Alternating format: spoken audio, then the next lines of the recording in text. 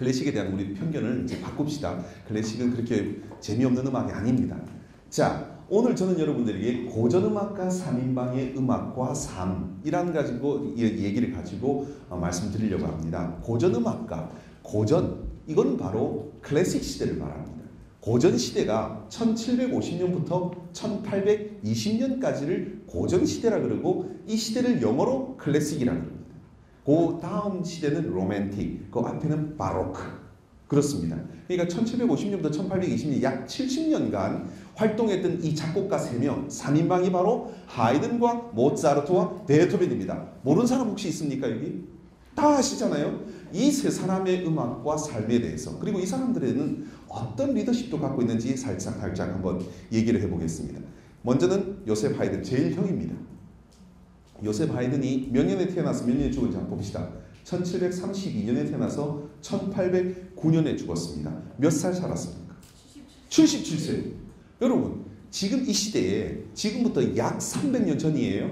250년, 300년 전에 77년을 산 거면요, 어마어마하게 장수한 겁니다. 지금으로 따지면 100세 이상 살은 겁니다. 우리가 모차르트가 35년을 살았다고 얘기를 하면서 모차르트는 굉장히 단명했다, 요절했다 이렇게 얘기하잖아요. 아닙니다, 여러분. 모차르트가 살던 이 시대에는 약 남성의 평균 수명이 40세 정도였다고 합니다. 그러니까 77세면 2배를 산 거예요. 지금 우리나라 남성의 평균 수명이 77세입니다. 여성은 83세예요. 지금으로 따지면 140세를 산 겁니다. 여러분, 어마어마하게 장수하는 겁니다. 자, 하이든이 이렇게 장수하는 데는 여러 가지 비법이 있었습니다. 하이든의 생을 한번 보겠습니다. 하이든은 음악 역사상 가장 낙천적인 작곡가였습니다. 오래 살려면 낙천적으로 생각하는 겁니다. 두 번째는 하이든은 100편이 넘는 교향곡을 작곡해서 교향곡의 아버지라고 하는 별명을 갖고 있습니다. 교향곡의 아버지. 근데 교향곡의 왕도 있습니다. 들어보셨습니까? 교향곡의 왕? 베토벤입니다. 베토벤은 교향곡의 왕이래요. 근데 베토벤은 교향곡을 9곡 썼습니다. 근데 교향곡의 왕이라 그럽니다. 근데 이 사람은 104곡을 써서 왕보다도 더 높아요. 아버지입니다. 그리고 이 하이든은 파파 하이든이라고 하는 별칭이 있습니다. 파파는 우리나라 말로 그냥 아빠예요, 아빠. 제자들이나 단원들이 하이든에게 아빠 이렇게 얘기할 정도로 친근한 사람이었습니다. 여러분, 요 3개만 봐도요, 이 사람이 오래 장수한 몇 가지 비법은 벌써 나왔습니다. 어느 정도 이 사람이 친근한 사람이었냐면은, 여러분, 베토벤 바이러스 보셨다시피요, 강마애가 얼마나 성질이 더럽습니까? 제가 모델인데 저는 그렇게 더러운 사람은 아닙니다. 이 강마애, 음악하는 사람들은요, 이 음악이 굉장히 변화가 심하잖아요. 부드럽게 가다가 갑자기 막 요동치기도 하고, 요동치다가 갑자기 잠잠해지기도 하고, 이런 것을 잘 표현하려면 성격이 굉장히 업다운이 심해야 됩니다. 실제로 그렇게 됩니다. 그러다 보니까 음악을 오래 하다 보면 좀 예민해지고 성격이 좀 날카로워져요. 그렇기는 하지만 그렇기 때문에 음악하는 사람들이 좀 성격들이 그렇게 좋은 사람 많지는 않습니다. 저 빼고 많지는 않아요. 그런데 하이든은 칭찬이 굉장히 활성화된, 정말 칭찬을 잘하는 사람이었습니다. 자기보다 24살이나 어린 모차르트를 칭찬하는데 누구한테 칭찬하냐? 모차르트 아버지한테 칭찬합니다. 이런 말로, 내가 신 앞에 맹세하건대 당신의 아들은 제가 아는 최고의 작곡가입니다. 자기보다도 더 뛰어나단 말이에요. 모차르트의 아버지는 음악가였습니다. 하이든의 아버지는요, 부둣가를 하는 사람이었어요. 그러니까 모차르트의 아버지처럼 하이든의 아버지도 음악가였으면 하이든도 모차르트 이상으로 능력을 발휘할 만한 천재였습니다. 그런데 뭐 그런 천재도 자기가 모차르트를 이렇게까지 칭찬하는 걸 보면 웬만한 음악가는 아니란 말이에요. 이 사람은 굉장히 성격도 좋은 사람이라는 것을 알 수 있습니다. 하이든의 유명한 작품들 보겠습니다. 놀라운 교향곡은 빰빰빰빰빰빰빰, 이거 아시죠? 놀라운 교향곡을 포함해서 104곡의 교향곡을 작곡했고 83곡의 현악 사중주곡을 작곡하면서 현악선 스트링 쿼르텟, 아까 따라라라란 4명의 현악기가 연주하는 겁니다. 제1바이올린, 제2바이올린, 비올라, 첼로 이렇게 4개가 연주하는 것을 현악 사중주라는데, 이 현악 사중주 작곡 기법을 만든 사람이 하이든입니다. 80세곡. 곡수가 일단 많습니다. 그 외에 오라토리오, 이건 제가 나중에 오라토리오가 뭔지 다시 한번 말씀드리고요. 그렇게 많은 작품들을 작곡을 했습니다. 여기서 지식 하나. 하이든의 작품 번호에는 HOB라고 하는 그 기호를 씁니다. 이게 뭐냐면은 호보켄 넘버라는 거예요. 하이든의 작품을 앤서니 폰 호보켄이라는 사람이 정리를 하면서 자기의 이름 이니셜을 거기다 앞에 붙여서 이 작품을 정리를 했습니다. 그래서 하이든 작품 앞에 보면 항상 호보켄 넘버가 붙어 있습니다. 요거는 기억해 놓으시면 좋습니다. 호보켄 넘버가 낮으면은 초기 작품, 호보켄 넘버가 높을수록 말기 작품. 그렇게 하면은 이게 이해가 훨씬 더 빨라질 겁니다. 하이든은 카스트라토가 될 뻔했습니다. 카스트라토가 뭔 줄 아십니까? 거세 가수예요. 거세 가수. 하이든이 8살 때 하이든이 목소리가 참 예뻤다고 합니다. 그래서 비엔나에 가면은 아까 2개의 유명한 연주단체가 있다고 그랬죠. 그 중에 하나인 비엔나 소년합창단. 지금은 비엔나 소년합창단이지만 과거에는요 왕궁의 어린이 합창단이었어요. 거기에 8살에 입단을 하게 된 겁니다. 그런데 목소리가 너무 예쁜 보이스 소프라노였어요. 그러니까 이 지휘자 선생님이 하이든의 아버지를 찾아가서 이렇게 얘기를 합니다. 우리 요셉을 카스트라토 만듭시다. 쉽게 말하면 거세시켜서 변성기를 오지 않게 해서 나이가 들어서도 여성의 소리를 내는 그런 성악가. 왜냐하면 그 당시에는 지금부터 300년쯤 전에는요. 여성이 교회나 왕궁에서는 노래를 할 수가 없었습니다. 근데 합창단이 필요하잖아요. 교회 가면. 교회 다니시는 분 많이 계시죠?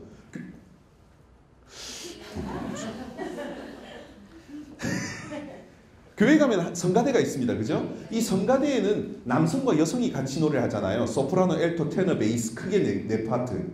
소프라노, 알토는 여성이고 테너와 베이스는 남성이에요. 이 네 개 파트가 필요한데 여성이 교회에서 노래를 하지 못하게 하니까 소프라노, 알토를 누가 노래하느냐? 변성기 전에 남자 아이들이 노래를 한 겁니다. 그게 어린이 합창 소년 합창단의 유래가 된 겁니다. 파리에 가도 소년 합창단이 있고 러시아에도 가도 있고 유럽에 가면 대부분 다 큰 도시들마다 소년 합창단이 있어요. 100년, 200년, 300년 전통을 갖고 있는 그 소년 합창단이 생긴 이유가 바로 그겁니다, 여러분. 그런데 그 중에서 정말 목소리가 예쁜 아이들은 거세를 시켜버리면 변성기가 찾아오지 않는 거예요. 보통 14살, 13살, 14살부터 늦게는 17살 정도까지 남자들은 갑자기 엄마 이러다가 갑자기 목소리가 엄마 이렇게 바뀔 때가 있잖아요. 그게 변성기입니다. 목소리가 한 옥타브가 떨어져요. 성대가 길어지는 겁니다. 성대가 뭐든지 길면 낮은 음정, 짧으면 높은 음정이라고 생각하시면 돼요. 현악기들 보겠습니다. 바이올린, 비올라, 첼로, 콘트라베이스가 있어요. 바이올린이 제일 작고 콘트라베이스 제일 큽니다. 바이올린은 높은 음정 내고 콘트라베이스는 낮은 음정 내잖아요. 그러니까 악기가 커지면 저음, 악기가 작아질수록 제일 높은 소리 내는 게 피콜로라는 악기입니다. 피콜로. 플룻 같은 조그만 요만한 흑단으로 된 악기. 그게 제일 높은 소리 내는 거예요. 제일 작아요, 악기가. 그게 작을수록 높은 소리 내는 거예요. 그러니까 남자의 성대가 2배로 길어지니까 이게 소리가 떨어져 버리는 거예요. 거세를 하면 이게 안 길어집니다. 그래서 카스트라토를 만드는데 이 당시에는 카스트라토가 돈도 많이 벌고 사회적인 지위도 굉장히 높았습니다. 그러니까 하고 싶어 해요. 그러니까 하이든 아버지도 고민한 겁니다. 이거 이제 앞으로 먹고 사는 건 아무런 문제가 없겠는데 아무리 그렇지만 내 아들을 평생 고자로 살게 하는 것은 좀 그런 거 아닙니까? 그죠? 그래서 안 하겠다는 겁니다. 그런데 17살에 하이든은 좀 늦게 변성기가 왔어요. 변성기가 오니까 더 이상 여기 있을 수가 없습니다. 쫓겨났습니다. 그러고 나서 10년 동안 죽을 고생을 합니다. 거리음악가로. 유럽 여러분 가보신 분들 많이 계실 거예요. 그러면은 이렇게 길거리 가면 길거리 악사들 있잖아요. 그 생활을 10년 동안 한 겁니다. 그런데 비엔나가 얼마나 추운 곳인지 몰라요. 겨울 되면 지금 같은 데 가면 정말 엄청 춥습니다. 저는 10년 동안요. 비엔나 겨울 하면 정말 진절머리가 납니다. 6개월 동안 해가 안 나요. 정말. 그래서 제가 거기 있을 때는 굉장히 건강이 안 좋았어요.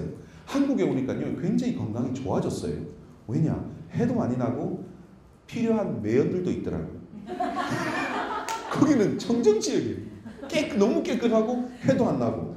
제가 살 곳이 아니더라고요. 저는 매연이 있어요. 매연이 있어야 돼요. 여기 한국 와서 건강해져서 진짜 그래요. 아니 농담 아니에요. 진짜 그래요. 자, 하이든은 그렇게 10년 동안 굉장히 고생을 합니다. 뗄감이 없이 혼자 다락방에서 살면서 그 고생을 10년 동안 해요. 그러다가 28살 때 여인을 만납니다. 바로 이 여인입니다. 최악의 악취. 음악 역사상 최악의 악취. 이름도 깁니다. 마리아, 안나, 알로이지아, 아폴로니아, 켈러. 여러분 옛날에 그 웃으면 복이 와요라는 그런 코미디가 있었어요. 거기 보면 서영춘 씨가 수한무, 거북이와 또 우리는 이렇게 비슷하잖아요. 그런 코미디가 있었는데 그게 왜 나오냐면은 장수하는 이름들을 다 모으다 보니까 그렇게 이름이 길어졌다는 거예요. 이 사람도 그런 거예요. 유럽도 자기 가문에 오래 산 사람이라든지 아니면은 아주 훌륭한 사람들의 이름을 내가 갖고 있으면 나도 그렇게 된다는 그런 미신이 있습니다. 그래서 이렇게 이름이 길어지는 거예요. 근데 이 사람이 박세계, 얼굴도 못 났는데요. 성질머리는 정말 더럽고요. 정말 무섭고요. 남편을 허구한 날 두드려 패고요. 남편을 허구한 날 집에서 쫓아내고요. 애도 못 낳고 낭비벽 심하고 정말 이게 못된 여자가, 여러분들은 아무도 그런 사람이 없겠지만 못된 여자가 갖춰야 되는 모든 조건을 다 갖고 있는 여자가 바로 이 여자였습니다. 28살에 만나서 결혼해서 3년 동안 무진장 고생합니다. 맨날 집에 들어가면 쫓겨납니다. 왜냐하면 돈을 못 벌어가니까. 그런데 이 여자 때문에 이 사람이 성공합니다. 쫓겨났습니다. 이제 직장 못 구하면은 다시는 들어오지 마 하고 쫓겨난 겁니다. 그래서 구해진 직장이 바로 이 에스타하지 부작 가문의 궁전의 음악가로 들어간 겁니다. 처음에는 부학장으로 들어갔어요.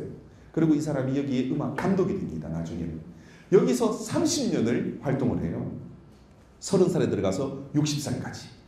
어마어마하게 오랫동안 활동을 합니다. 근데 이 에스타하지 부작 가문의 이 궁전은요. 비엔나에서 동남쪽으로 50km쯤 떨어져 있는 아이젠슈타트라고 하는 농촌 마을에 있습니다. 이 에스타지 부작은 헝가리 쪽의 이 귀족인데 굉장히 미술 음악을 좋아하는 그런 귀족이었습니다.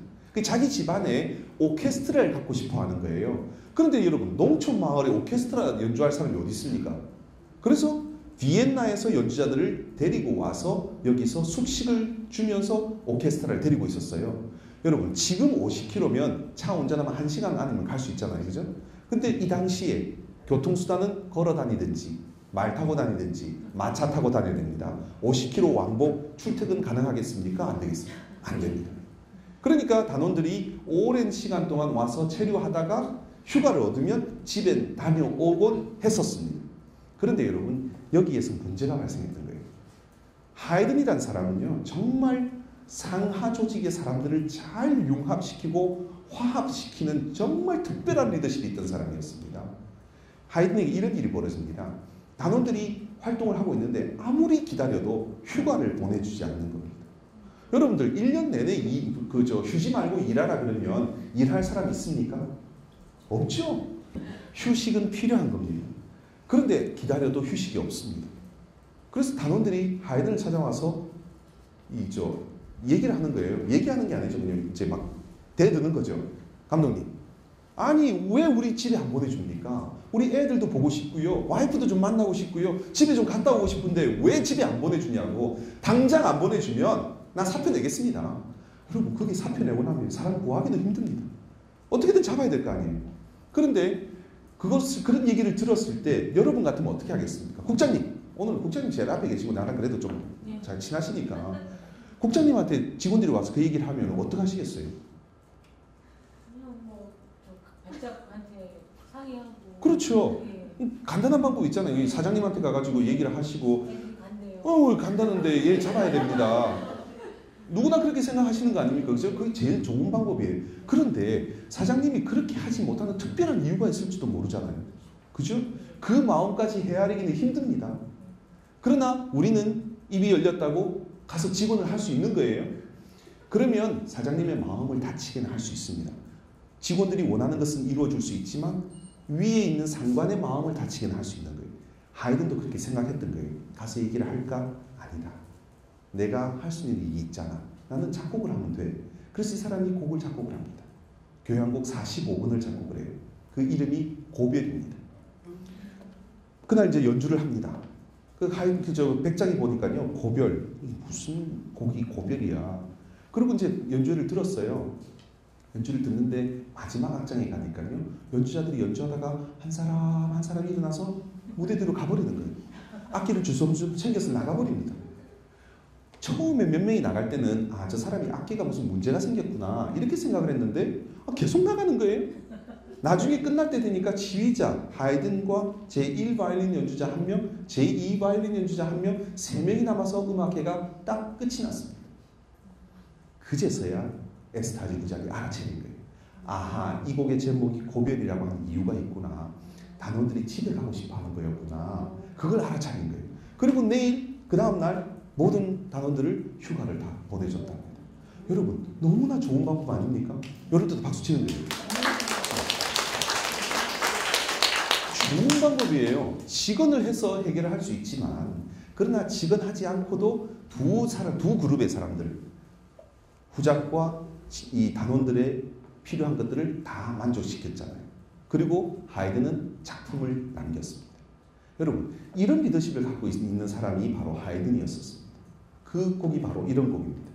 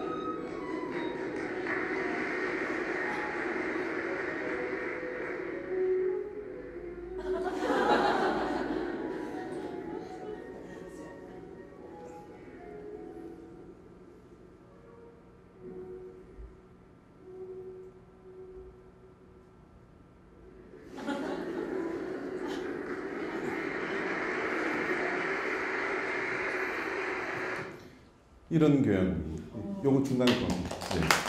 그러니까 건강해지시려면 박수를 많이 치시는 게 이렇게 박수 치고 있는 거지. 그럼 얼마나 위트가 넘칩니까, 그죠? 이뿐만 아니고 이 사람은 굉장히 위트가 정말 위트가 넘치는 사람입니다.